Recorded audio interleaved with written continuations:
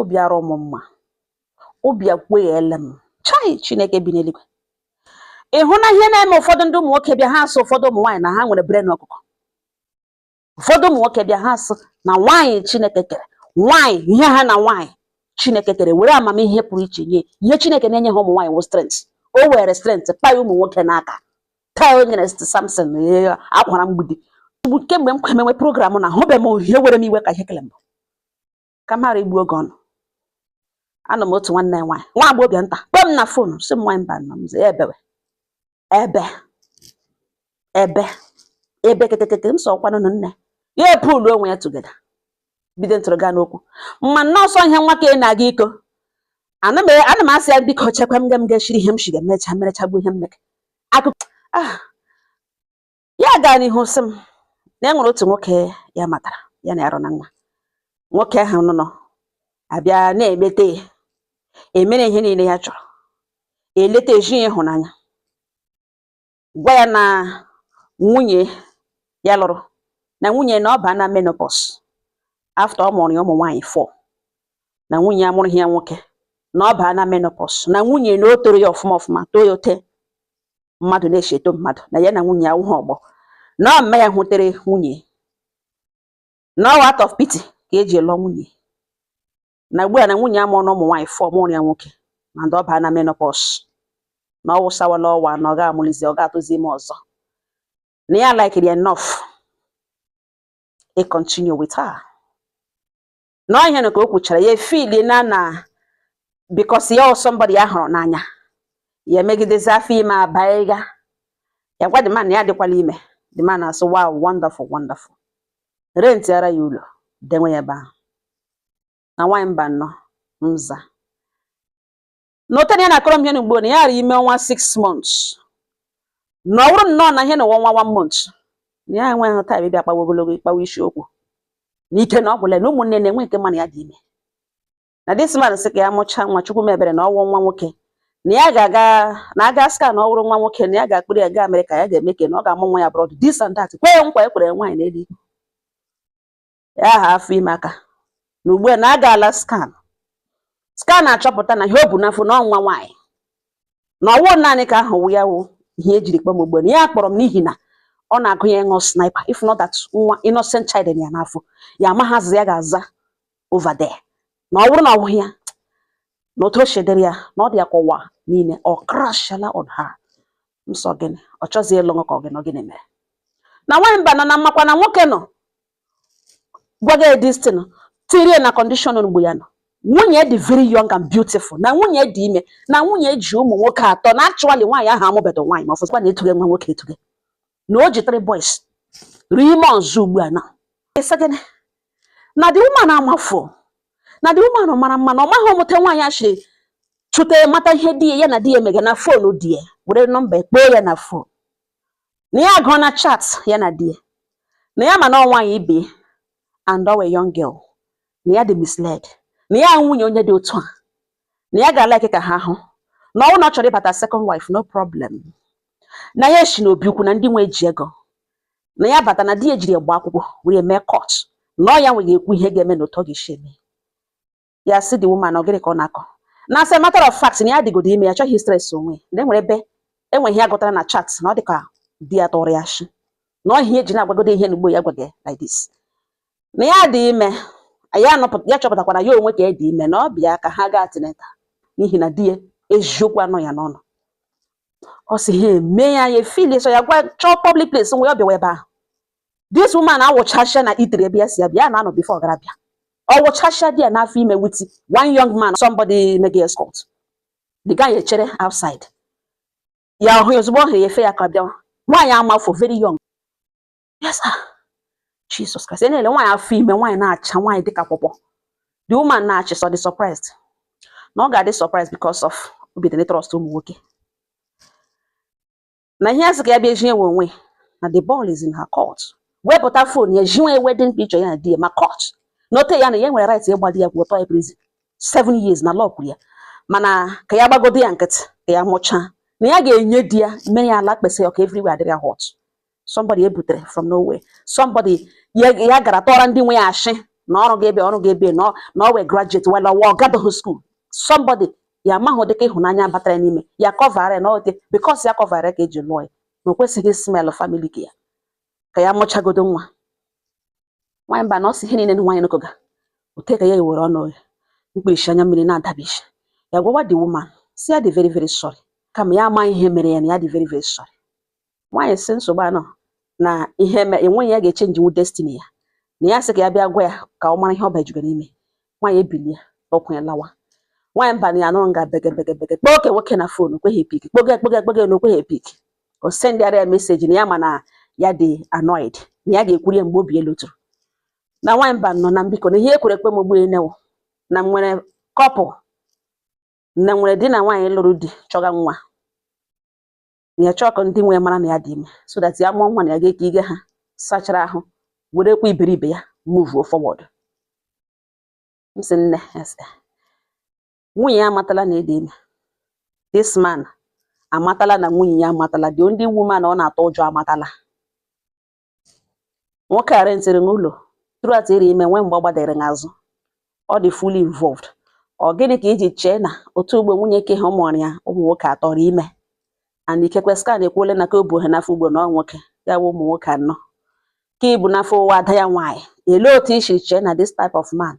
ga-eme na ala gị were nwa ya ga-eke ihe ndị na-achọ nwa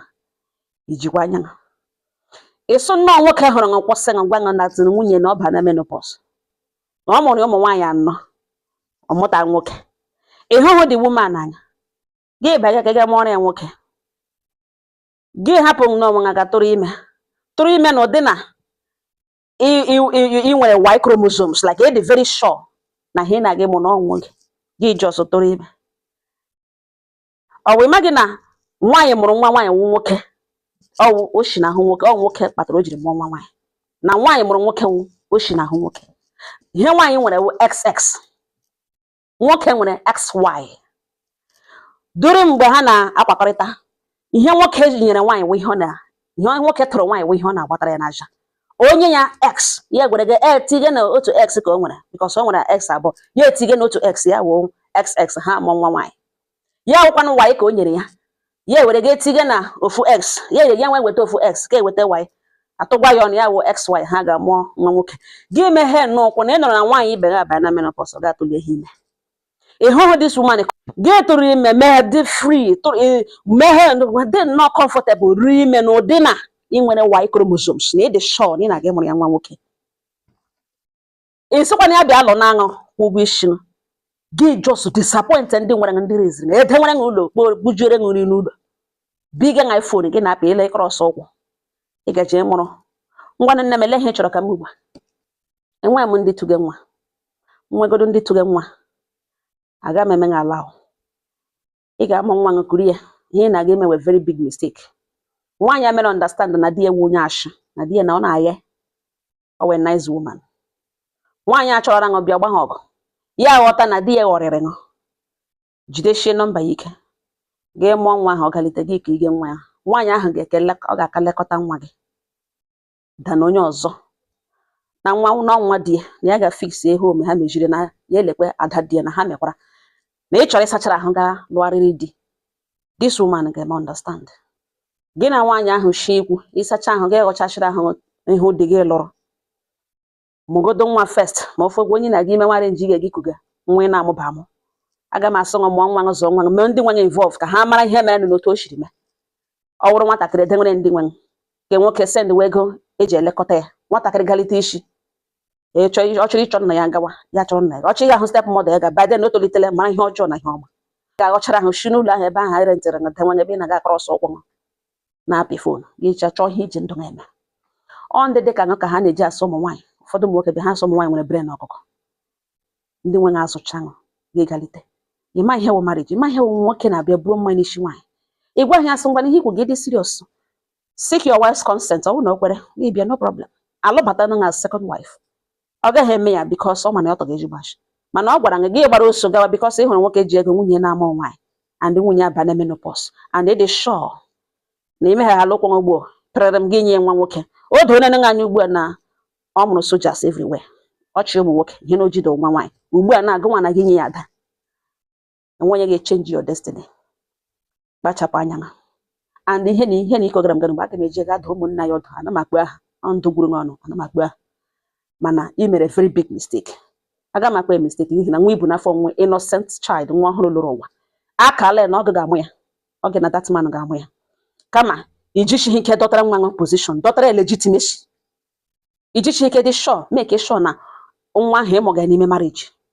ị ga-amụ ya wee ga-amụ ya no problem mana emere ka ịmụ gị tụọ ndị na gị kugere ị ga-regret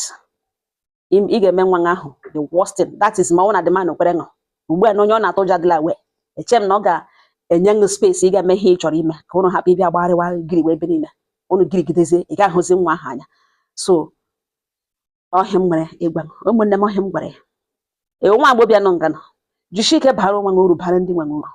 ọnwụ nwoke sụwa na ọdụ ya na-akụrụ ṅụ ya na-erejista ihe nọ na-akọ na-erejista n'isi ụmụ nwoke nwere ote ndụ ha dị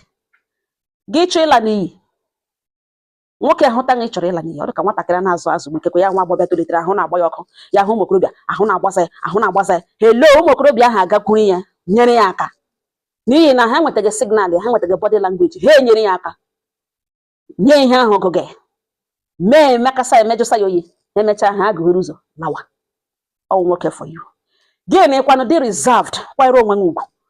nwoke hụ otu i siri treat onwe ka nwoke ga-esi treat that's one thing for with men gị kwanyere onwe ugwu nwoke bịawa to you ọ ga-abịa to you with respect before ya ihe ọ ga-eme akpakọlọta agwa ọjọọ ya dị nwa ya nkọ na mee na approach dịka iji present onwe gị mana gị esi mba na ịdị lose nwoke ga-eyuzu ọ ga-eyuzu n'ụdị ọ chọrọ otu ọ ga-esut ya mana ị place value na nwoke nwoke ga-place value ihe ụmụ nwoke n'ụwụ aka nwaanyị wetara ka ha ji eso ya ọ wụ otu a ka ọ dị ịwụrụ nwa agbọbịa nọ ngana bara nne gị uru bara onwe gị uru bara ndị nwe gị uru bara onwe gị uru ihe ọ bụla ị na-eme chekie the effect of that thing tomorrow ka ihe ga-awụ ọnọdụ gị